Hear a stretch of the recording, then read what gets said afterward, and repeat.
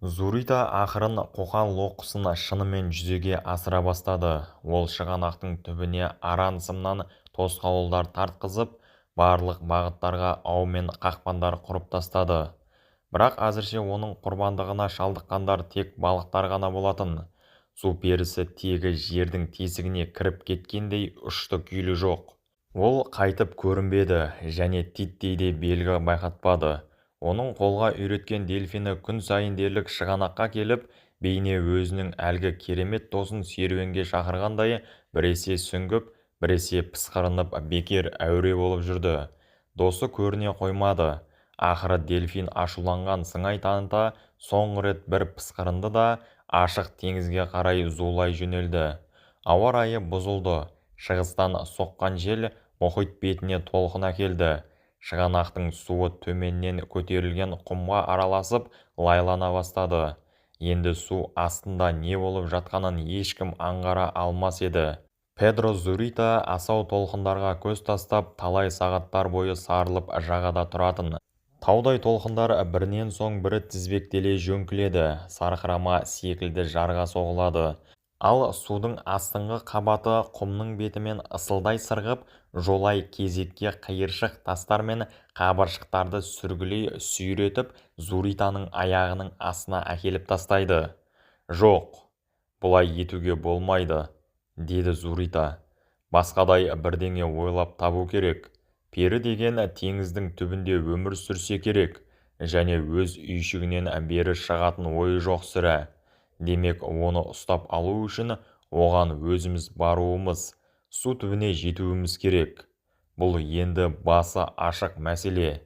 Содан соң тағы бір күрделі қақпан жасап әуре болып отырған Бальтазарға қарап, Зурита былай деді. Дереу Буэнос-Айреске аттан да, сол жақтан ішіне оттегі қойылған сауыты бар екі сүңгуір киімін әкел. Бұған тек ауа қысымын реттеуші бар әдеттегі сүңгуірлер киімі жарамайды. Перісі құрғыр оның шлангысын қиып жіберуі ықтимал. Оның үстіне бәлкім бізге біраз уақытқа су астына сапар шегуге тура келеді. Айтпақшы, электр шамдарын ұмытпай ала кел. Сіз не, періге қонаққа бармақсыз ба? Деп сұрады Бальтазар. Сенімен бірге әрине, кәрі досым. Бальтазар басын изеді де жолға шықты. Ол сүңгуірлердің киімі мен шамдарды ғана емес, сонымен бірге әлдебір ирелеңдеген қола пышақтар ала келді. Қазір мұндайды ешкім жасай алмайды, деді ол. Бұл арукандардың көне пышақтары. Мұнымен бір кездерде біздің арғы аталарымыз көңілімізге келсе де айтайын. Ақтардың, яғни сіздердің арғы аталарыңыздың қарындарын жарған. Зуритаға бұл тарихи анықтама аса ұнап тұрған жоқ, бірақ ол пышақтарды ұнатқан. Сен тым сақ екенсің, Бальтазар.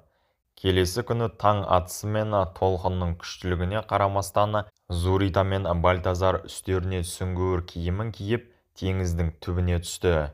Өздері үңгірдің аузына құрып тастаған ауларды азаптанып жүріп тарқатты да тар қуысқа енді. Айнала тастай қараңғы.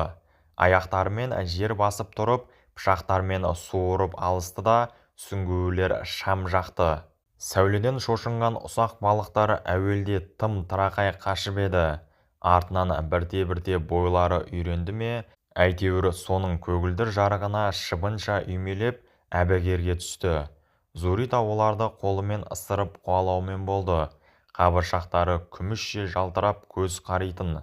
Бұл деген біршама үлкен, биіктігі кемінде 4 метрдей және ені 5-6 метрдей үңгір екен.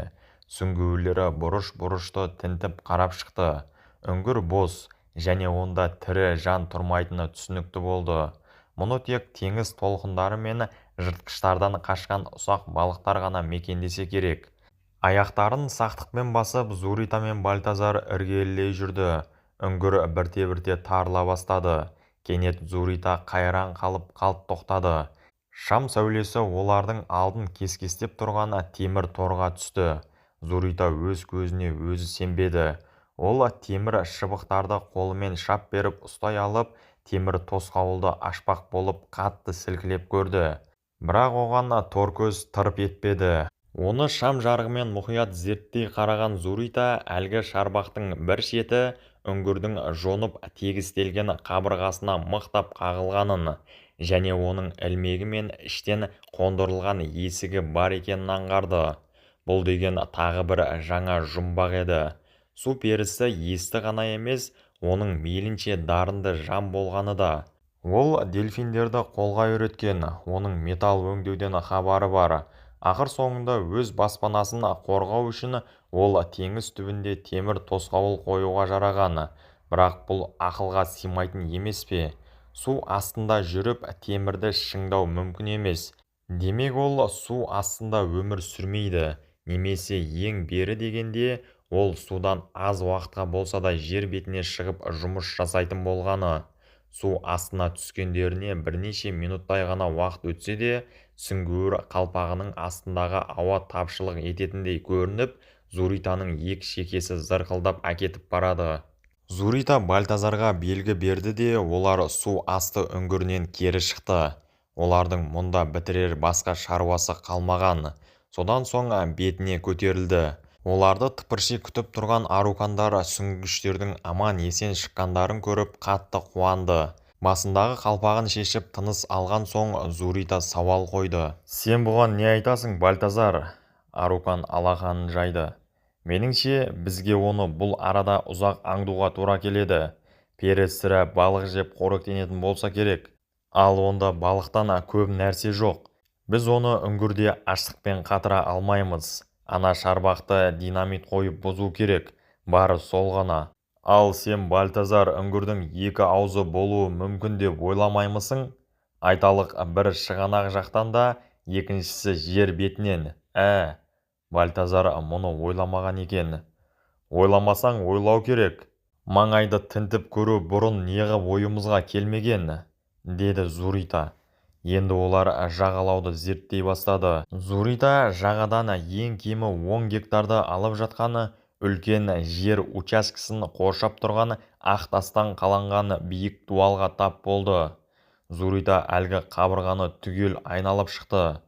Бүкіл дуал бойынан ол қалың қаңылтыр қапталған бір ғана қақпа тапты. Қақпаның ортасы ойып жасалған, тиегі іштен салынған, кішкене темір есігі бар екен. Нағыз түрме, немесе бекініс қой мынау, деген ойға қалды Зурита. Қызық екен, фермерлері тап мұндай қалың да биік дуалдары салдырмайды. Ішке көз тастарлықтай тым құрыса бір тесік, немесе ойық болсашы, бұл қабырғасы құрғырда. Төңірегі ессіз, елсіз тағы табиғат қана қоршаған сұрда жалаңаш жартастар, кей тұстан тіктеліп бұталар мен кактустар ғана көрінеді. Төменде шығанақ. Зурита бірнеше күн бойы осы дуалды айналшықтап кетпей қойды. Ұзақ уақыт бойы темір қақпаға тесіле қараумен болды. Бірақ қақпа ашылар емес. Оған не кірген, не шыққан жан байқалмайды. Ішке көз тастарлықтай тым құрыса бір дыбыс шықсашы. Кешкісін Медузаның палубасына қайтып оралған соң, Зурита Бальтазарды шақыртып алды да былайша сауал қойды. Сен ана шығанақтың желкесіндегі бекіністе кім тұратынын білемісің? Білемін. Мен оны фермерлерден жұмыс істейтін үндістерден сұрастырғам. Онда Сальватор тұрады. Сальватор дегенің кім өзі? Құдай, деп жауап қатты Бальтазар. Зуританың таң қалғаны соншалық, оның қалың қара қастары үрпиіп кетті. Сен не қалжыңдап тұрмысың, Бальтазар? Үндіс сәл жымия күлімсіреді. Мен естігенімді айтып тұрмын. Көптеген үндістер Сальваторды ажалдың арашашысы, тәңірі санайды. Ол неден арашалайды екен? Өлімнен де. Олардың айтуынша оның қолынан келмейтін жоқ. Сальватор небір ғажайыбыңды жасай алады.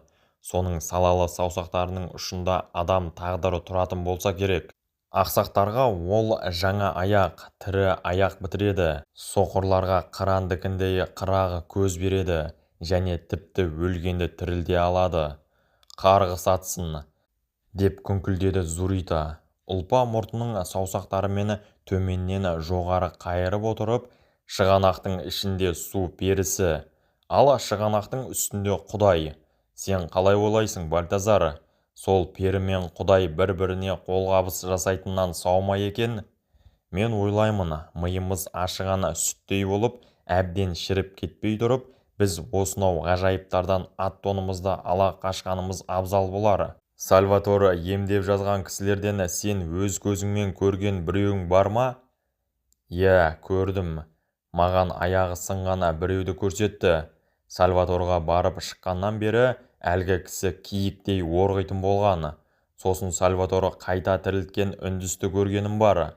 Бүкіл ауыл шулап отыр. Сальваторға оны өлген соң апарса керек. Бас сүйегінің быт-шыты шыққан, және миы ақтарылып жатса керек. Ал ол Сальватордан тірі де көңілді оралған. Өліп тірілген соң үйленген. Тәп-тәуір бір қызды алыпты.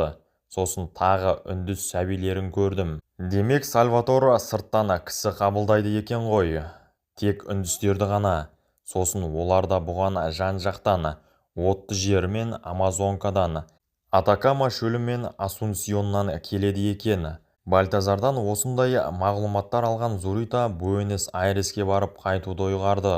Сол жақтан ол Сальватордың шынында да үндістерді емдейтінін және олардың арасында кереметтер жасайтын керім адам деген атаққа ие болғанын білді. Дәрігерлермен сөйлесіп көріп, Зурита Сальватордың аса дарынды және тіпті кемеңгер хирург екенін, бірақ сөйте тұра өзге көрнекті кісілер тәрізді оның да келеңсіз қылықтары бар екенін естіп білді. Сальватор есімі ескі және жаңа жұрттағы ғылыми топтар арасында кеңінен танымал екен. Америкада ол өзінің хирургиялық операцияларды батыл жасай алатындығымен әйгілі болғаны. Науқастың халі мүшкіл жағдайда да басқа дәрігерлер операция жасаудан бас тартқан кездерде де Сальваторды шақырады екен. Ол еш уақытта да бас тартып көрмеген. Оның батылдығы мен тапқырлығында шек жоқ. Империалистік соғыс кезінде ол француздар майданында болғаны. Онда тек ұдайы адамдардың бас сүйегіне операциялар жасағаны. Мыңдаған адамдар оған өз өмірлері үшін борыштар. Бейбітшілік орнаған соң ол өзінің отаны Аргентинаға оралғаны. Дәрігерлік қызметі мен жер сатудағы сәтті қадамдары Сальватордың орасан зор байлыққа ие болуына игі әсер еткен. Ол Буэнос-Айрестің маңынан бір жер учаскесін сатып алғанда, оны алып дуалдармен қоршатқаны. Оның қызық әдеттерінің бірі еді бұл. Сосын соған кіріп алғанда, жұртты емдеу дегенді мүлде тоқтатқаны. Ол енді зертханасында тек ғылыми жұмыспен ғана шұғылданатын. Енді ол тек өзін аспаннан түскен тәңірі деп санайтын үндістерді ғана қабылдап, ішінара емдейтін. Зуритаға Сальватордың өміріне байланысты тағы бір қызық жайтты білудің сәті түсті. Сальватордың қазіргі ең байтақ мекенжайы орналасқан жерде соғыстан бұрын тас дуалмен қоршалған, ішінде бақшасы бар шағын үй тұрған екен. Сальватордың соғыстағы кезінде бұл үйді бір негр мен бірнеше алпамсадай ит күзетумен болғаны. Осынау сенімді күзетшілер аулаға адам баласын аяқ бастыртпай келгені. Соңғы кездері Сальватор өз маңын бұрынғыдан да бетері құпияландыра түскен. Ол тіпті өзінің университеттес жолдастарын да үйіне жолатпайтын болғаны. Осының бәрін білген Зурита мынандай шешімге келді. Егер Сальватордың дәрігер екені рас болса, оның науқасты қабылдаудан бас тартуы мүмкін емес. Неліктен маған ауыра қалмасқа? Мен науқас ретінде Сальватордың үйіне бір кіріп алсам, ар жағын көре жатармын да. Зурита ақыры Сальватордың мекен жайына қоршаған темір қақпанының қасына барды да тарсылдата бастады. Қоймай ұзақ тарсылдатты. Бірақ оған есік ашқан ешкім болмады. Зығырданы қайнаған Зурита бір үлкен тасты көтеріп алды да қақпаны сонымен соққылай бастады.